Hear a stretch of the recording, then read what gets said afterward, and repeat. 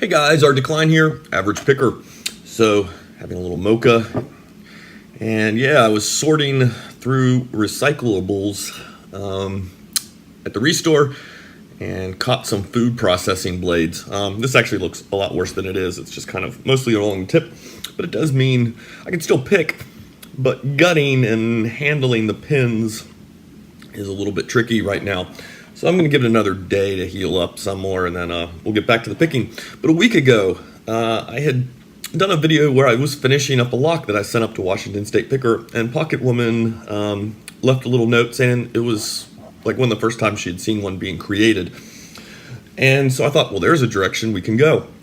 Now, I will mention, if you pop over to my playlists, I do have one called Creating Challenge Locks, and it's just kind of off and on videos where I've documented different things I've done and tested and tried in making them. And it started back when I made my first video, or when I made my first challenge lock, and I went step by step and really documented the process. Turned out to be not so great, but it is there and it's all in a bunch of different parts. But let's make a challenge lock. So I don't normally sit down and just plan out my challenge locks too much. I mean, I do put a little bit of thought into it, but my first couple I really probably overthought. Now I just shape the pins and kind of arrange them on the tray until I get something I sort of like, and I build them around whatever keys I happen to have available that are easy enough to modify. But it occurs to me I have not done anything using like a really long T-pin, and I thought, that might be interesting to try something with. Now, one of the problems with a really long T-pin is I know it's probably going to set last, and you're going to have, the core is going to be tensioned over against it, and once that pin gets lifted up, that feedback is found, it's lifted, boom, lock's going to turn over. And I tend to like to try to get my pins, my drivers, to drop back down into their states of rest. That's one reason I don't do a lot of core modifications. I like to just kind of taper them a little bit, round them off, polish them up some, and hopefully they will drop back down through the whole process. Probably not going to happen with the T-pin like that, but let's see what we can do. Got kind of a mess here, so I think the first thing we'll do is get some stuff shuffled around. So I've not selected a lock body or anything yet, but the first thing we're going to do is make our long T-pin. Now, because I want a really long one, what we're probably going to do is we're going to use just a long key pin as the driver, and that's what we'll shape into our lengthy T-pin. Okay, so we got it loaded up in the chuck. Now I'm using the key portion up here, and then we're just going to file it down. I've talked about these T-pins before. I'm going to keep this end, though, going down into the core itself because I do kind of like a rounded pin, and I'm hoping maybe it'll help it drop a little bit more later on. So we'll see how that goes. But all we're going to do basically is just run the file across this thing and get it reduced, and we'll have ourselves a long key pin, or a long T-pin.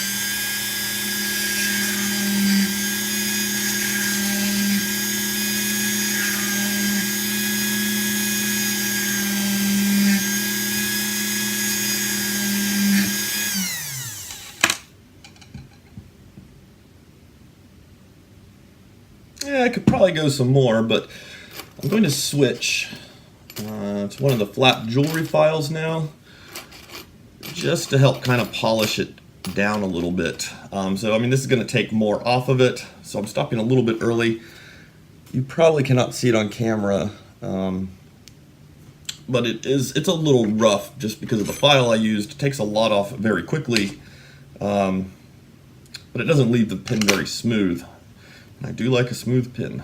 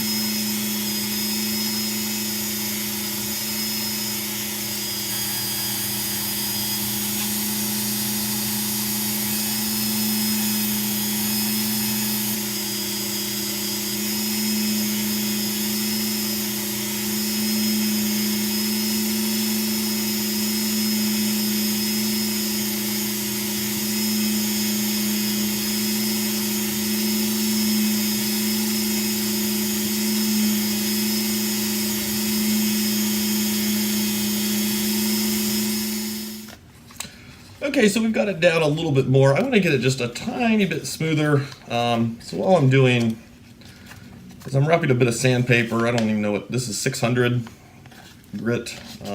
Just wrapping it kind of around, give some rigidity to it. I'm just gonna give it one more little polish.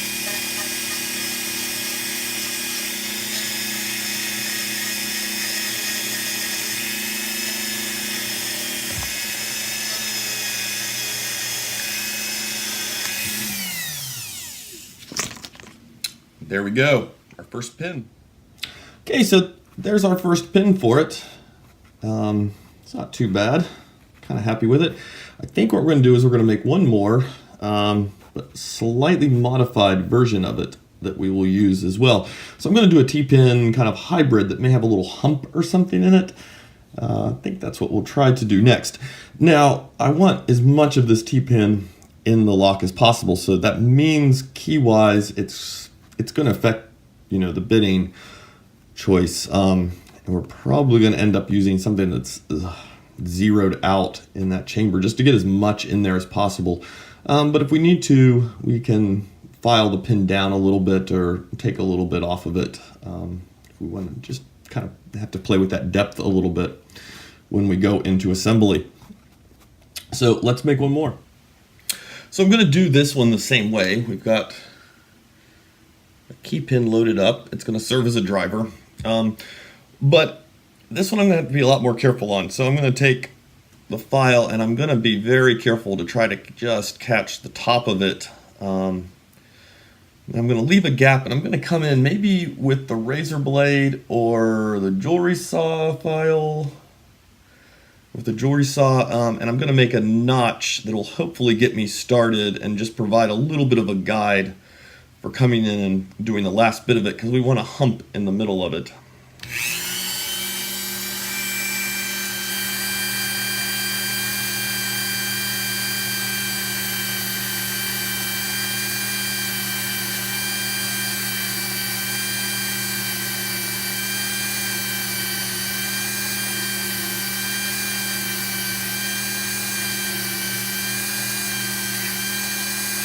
Shit. Kind of fucked that one up.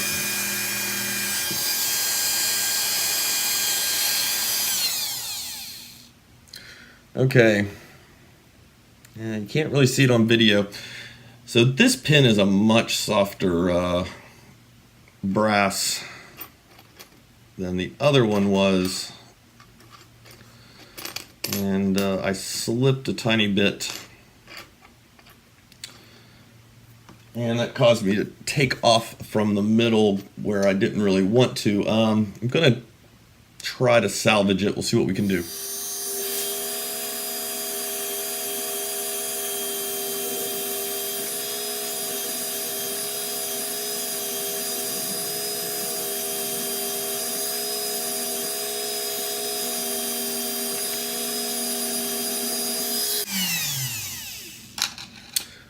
That'll work.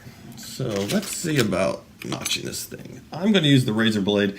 I want to use the jewelry saws, but I think given my thumb and and how I have to hold this thing for the video. It might be a little bit easier. So let me just be clear though, I'm just using this to get a notch started down here more towards the chuck. And what I'm hoping is if I can get a decent enough notch, that'll give me a little bit more control when I go in with the edge of the file.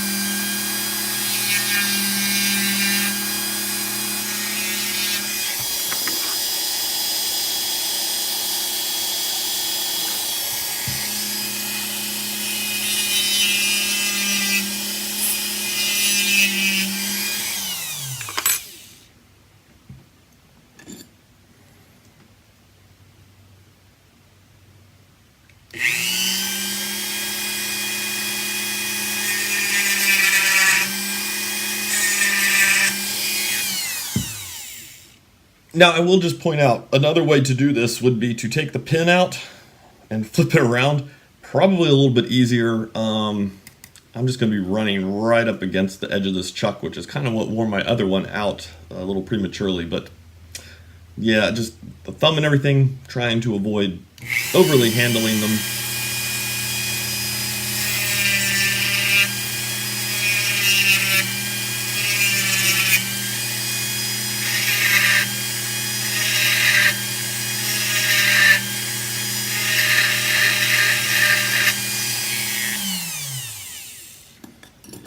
Not as pronounced as I kind of want it to be. I'm going to switch to another jewelry file. This one just has a little edge on it.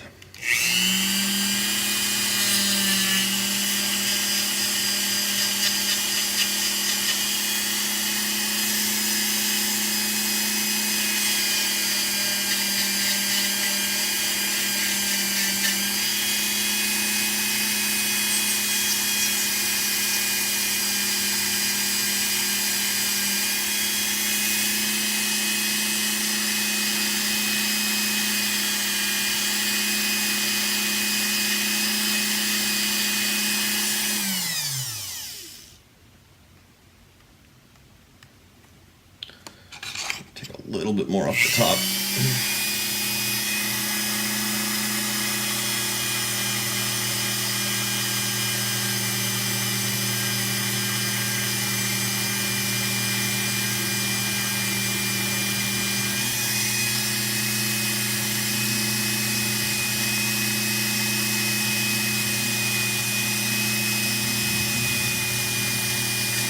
Oh, shit.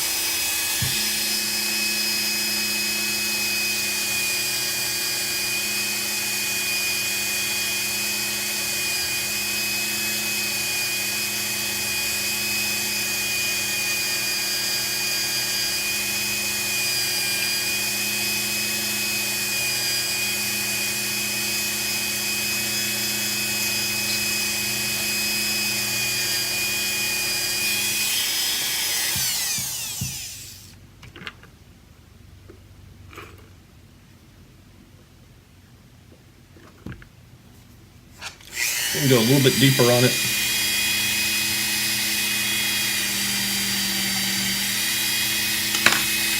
Perfect.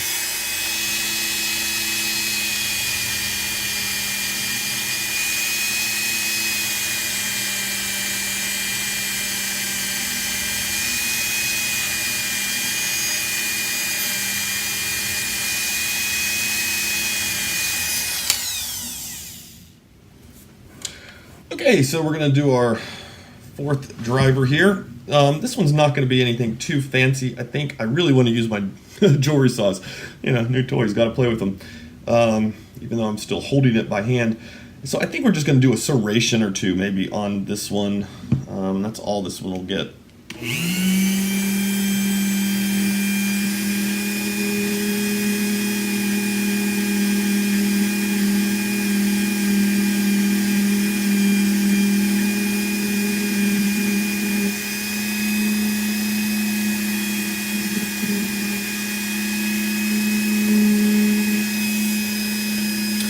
That went quick. Must be another fairly soft pin. It's not that deep of a serration.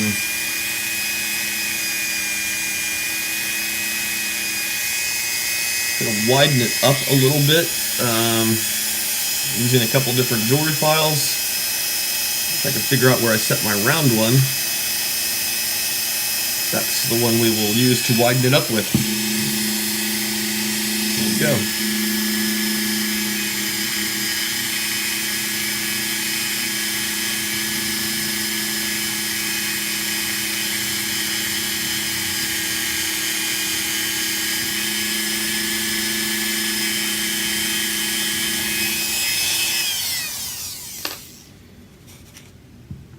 And I just want to give it a chance to fall back through if it can. So what I'm going to do is taking the flat jewelry saw. Let's get some more light in here. Okay, so what I'm going to do is just take the flat jewelry saw. That is so much light you can't even, it's weird looking through the camera, so you're just got a white sheet out there. But what I'm going to do is I'm just going to take the slightest bit off of the edge here of the pin, so it's not quite as sharp of a pin.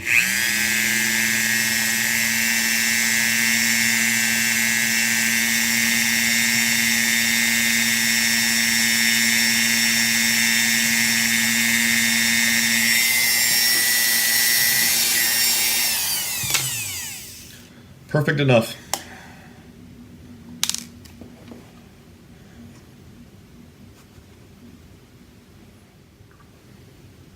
So I'm thinking a spool for our fifth one, something spool-like. Already got quite a few made, so I'm just gonna look in the bin here and see if I can find a spool that I like. I think that one will suffice. Oh, I've got a nice little serrated guy I made too. Nope, stick to the plan. Use the spool. Now we may end up changing these out. Not 100% decided yet. So that's the one we just made, and that's the one I pulled out of my previously made pins. So you can see we've just got, it's not really a spool, it's more of a slightly tapered serration. I don't know if I can get a little better view on them or not there. Now this is going to affect my key pin choice because I've got these guys that are quite pointy, and so I'm going to try to match them up with a key pin that is fairly standard as far as the top portion goes that's going to be hitting the chamber, so that way I don't run into them snagging up on each other.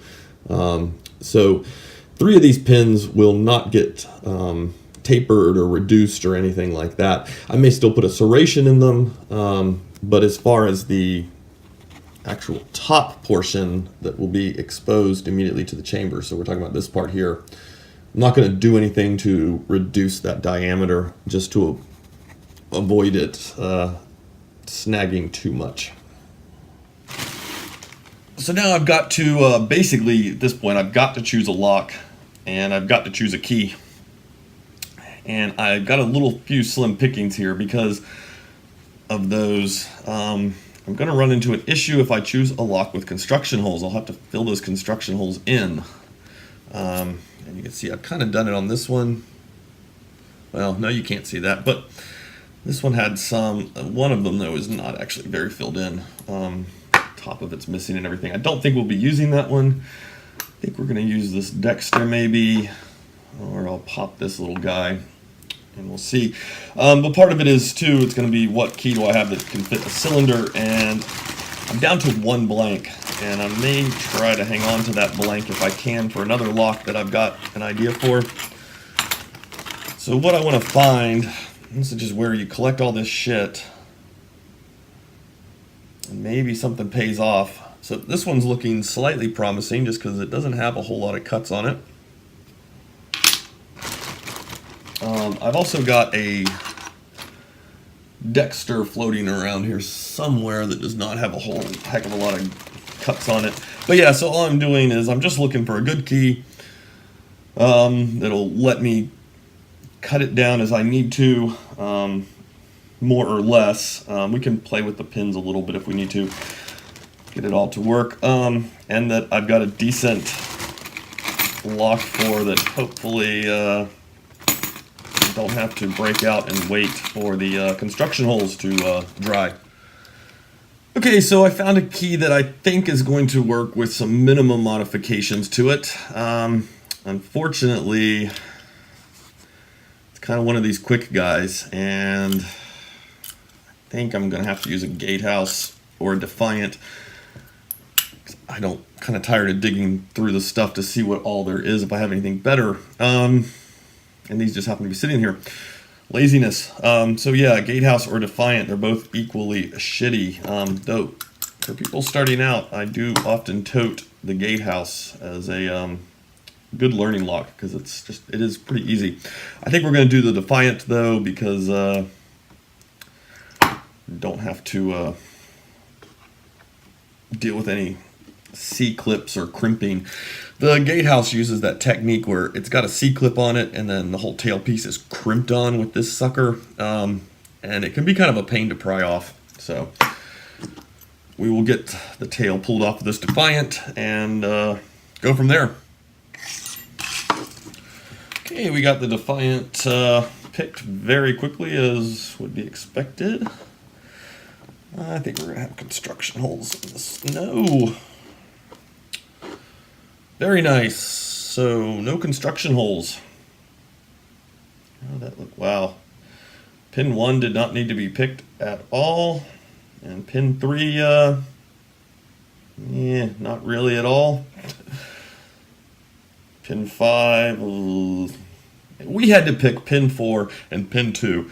Let's just be upfront about how shitty that Defiant is. Just dump those there for right now. Oh, these are some squatty looking springs. Holy shit, there was a spool in there. Don't know where that spool was, but I bet we can bet we didn't have to pick it. Alright, so we've got our core. No construction holes to worry about. We've got this thing, which I'm not super happy about using because they're just so sloppy to begin with.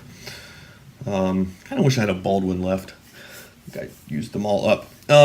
So anyway, I think we're going to call the video here, and we're going to do a part 2, looking more at doing just the key pins and the key, because there's a few things we could say in there, especially for the approach we're taking with this one as opposed to going with a blank, kind of going, or at least as best I know right now, going with a kind of slightly pre-cut key. So yeah, this will be part 1, and in part 2 we'll do the second half of this sucker. All right, guys, you have a good one.